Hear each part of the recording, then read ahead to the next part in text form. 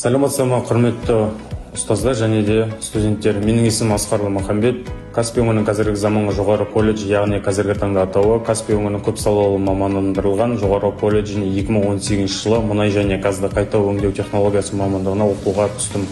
Оқуымды үздік тәмамдап, Атырау мұнай және газ университетіне органикалық заттардың химиялық технологиясы мамандығына оқуға түстім. Оқуымды тәмамдап болған соң, Атырау мұнай өңдеу зауытында мұнай өндіру және терең көкіртсіздендіру цехында ЛО АТ2 қондырғысында оператор мамандығында жұмыс жасап жатырмын.